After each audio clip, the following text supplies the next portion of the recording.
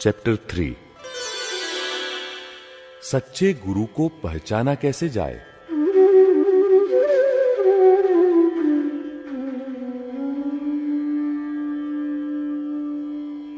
कोई भी ज्ञान गुरु के बिना प्राप्त नहीं हो सकता।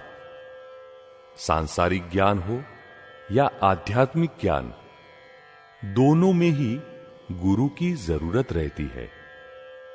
प्रथम गुरु माता है, बाद में पाठशाला में गुरुजन, पुस्तकें और दूसरे व्यक्ति व प्राणियों से हम सीखते हैं, इसलिए उन्हें भी गुरुजन ही कहा जाता है। ऐसे देखे तो पूरा जगत गुरु ही है ना। बचपन से लेकर अध्यात्म द्वार तक गुरु ही ले जाते हैं और सद्गुरु हमें आत्मा के सम्मुख ले जाते हैं। जब हम बीमार होते हैं तब डॉक्टर की राय के अनुसार चलते हैं। रास्ता भूल जाए तो किसी छोटे बच्चे से भी रास्ता पूछ लेते हैं। और अध्यात्म में सब कुछ स्वतः अपनी मर्जी से ही करेंगे। जो रास्ता हमने कभी देखा नहीं, वहां पहुंचने के लिए गुरु की मदद तो चाहिए या नहीं। जो अपनी समझ से ही आगे चलते बढ़ते हैं, स्वच्छंदता से घूमते रहते हैं, उन्हें कभी भी मोक्ष नहीं मिल सकता। जीवन में किसी ऊपरी या गुरु का होना हमारे लिए बहुत ही आवश्यक है। उसके बिना स्वच्छंदता को रोका नहीं जा सकता। श्रीमद राजचंद्र जी ने भी कहा है, रोके जीव स्वच्छंद तो पामे, यानी पाए अवश्य मोक्ष। गुरु तो किन्हें कहा जाए?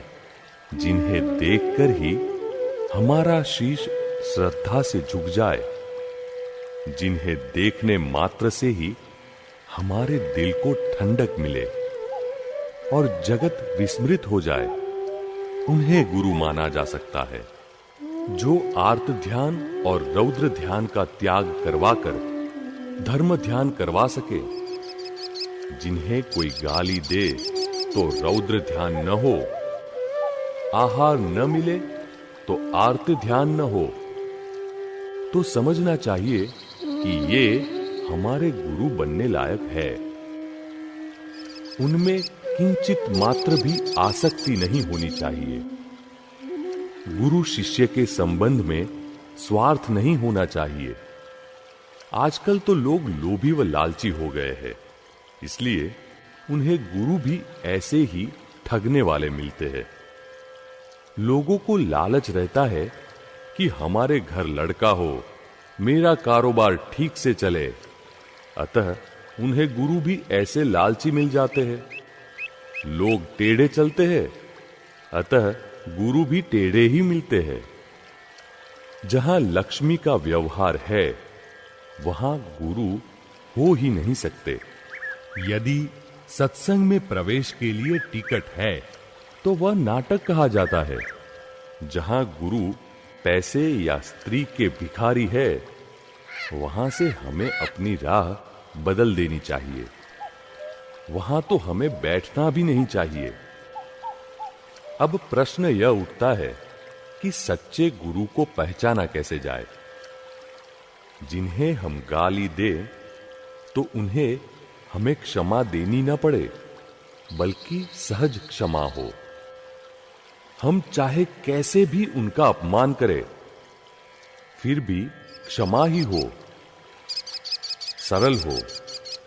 जिन्हें हमसे कुछ भी लेने का लालच न हो, जिन्हें कितना भी छेड़ा जाए, परेशान किया जाए, फिर भी वे फुंकार न मारे, उन्हें गुरु के रूप में स्वीकार कर सकते हैं। जिन्हें राग द्वेष नहीं होते, वे अंतिम गुरु है। जिनके सामने हम भोजन की थाली रखकर वापस उठा ले और फिर भी जिनकी आंखों में कोई फर्क नजर ना आए, तो समझना चाहिए कि वे हैं हमारे अंतिम गुरु।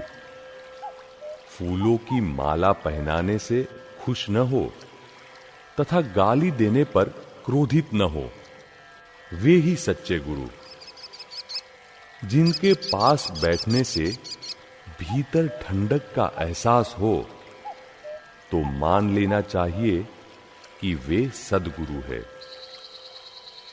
कषाय रहित यानी कि क्रोध, मान, माया, लोभ, राग द्वेष रहित परिणाम होना, यह सद्गुरु का प्रमुख लक्षण है। सद्गुरु को पाने के लिए परम विनय और मैं कुछ भी नहीं जानता ये भाव रहने चाहिए। सद्गुरु वे ही हैं जिन्हें निष्दिन आत्मा का उपयोग है, यानी जो निष्दिन आत्मा के उपयोग में रहते हैं, शास्त्रों में कहीं पढ़ी न हो, कहीं सुनी भी न हो, फिर भी अनुभव में आए ऐसी जिनकी अपूर्व वाणी है, जिनका खुद का आत्मदीप प्रज्वलित हो गया है, वे ही औरों के आत्मदीप प्रज्वलित कर सकते हैं। गुरु वे हैं जो कभी शिष्यों पर नाराज नहीं होते, बल्कि उनका रक्षण करते हैं। गुरु के सहारे ही तो शिष्य होते हैं। शिष्यों की सारी चिंता गुरु के जिम्मे होती है, वरना शिष्य बेचारे तो क्या कर सकते हैं? यदि वे स्वयं कुछ कर सकते तो गुरु के पास आते ही क्यों? कितने ही गुरु कहते हैं कि अभ्यास करिए, साधना करिए, तो आपको इच्छित वस्तु प्राप्त होगी। यह करिए, वह करिए, माला फेरिए, करने से क्या भ्रांति हट सकती है? तो कोई कहते हैं आज आप सच बोलना, लेकिन सच कैसे बोला जाए? पुस्तकों में भी कहा जाता है प्रामाणिकता की राह पर चलिए, लेकिन आज तक कितने चले? लाखों अवतार तक यही सब कुछ करते आए हैं, कर कर किया है, लेकिन कुछ भी हाथ नहीं आया। मनुष्य अपने आप कुछ नहीं कर सकता, वह तो गुरु की कृपा से ही आगे बढ़ सकता है। शिष्य को सिर्फ विनय करना है, बाकी सब कुछ तो गुरु ही कर देंगे।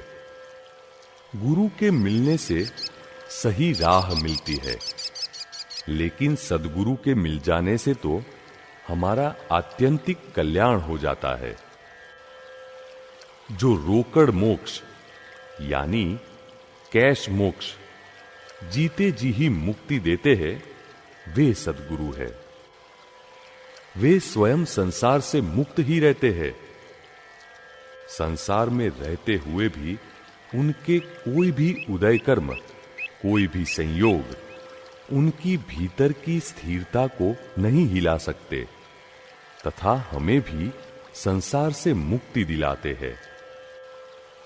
हमें उनसे विनय पूर्वक पूछना है, गुरुजी, अगर आपने मुक्ति पा ली हो तो कृपया बताएं, मुझे भी मुक्ति चाहिए, अंतिम मंजिल चाहिए। बीच के रास्ते अब मुझे पुसाते नहीं है, अनुकूल नहीं आते। ऐसा हमें बेझिझक पूछ लेना चाहिए, अन्यथा सिर्फ बैठे रहने से अनंत अवतार से भटक ही रहे हैं ना।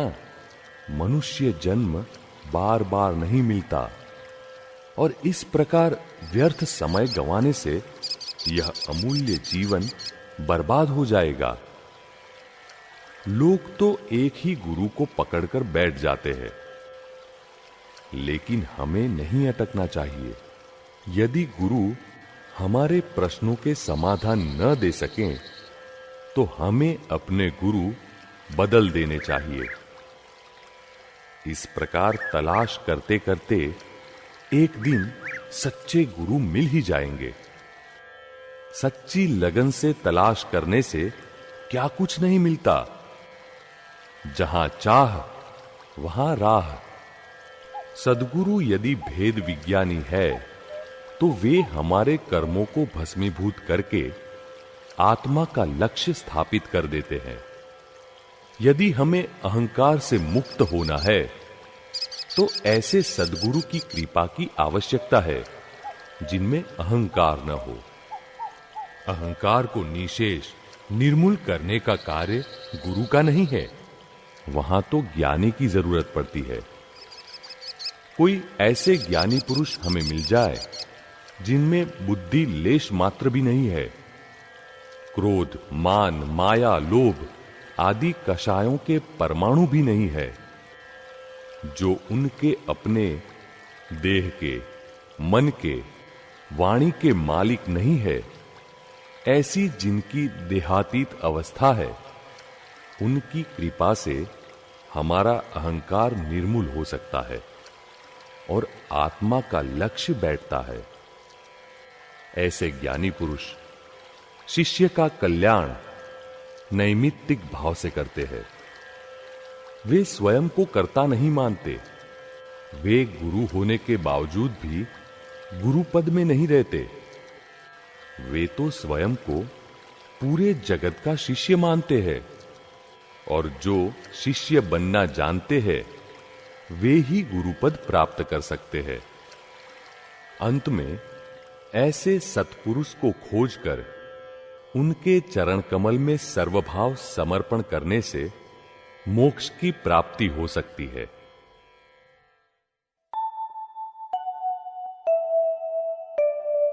हाइलाइट्स। गुरु तो किन्हें कहा जाए? जिन्हें देखकर ही हमारा शीश श्रद्धा से झुक जाए। जहां गुरु पैसे या स्त्री के भिखारी है, वहां से हमें अपनी राह बदल देनी चाहिए। वहां तो हमें बैठना भी नहीं चाहिए। कषाय रहित यानी कि क्रोध, मान, माया, लोभ, राग द्वेष रहित परिणाम होना, यह सद्गुरु का प्रमुख लक्षण है। जिन्हें राग द्वेष न हो वे अंतिम गुरु।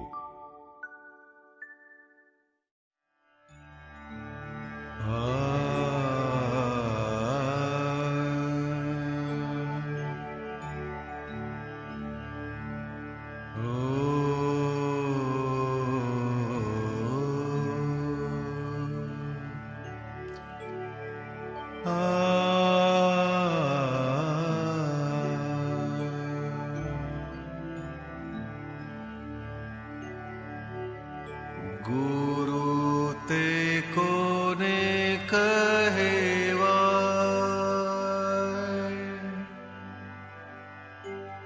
जेने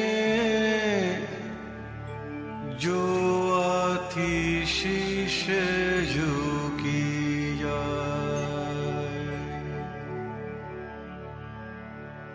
गुरु ते कोने कहेवा, जेने जो आथी शीश झुकिया।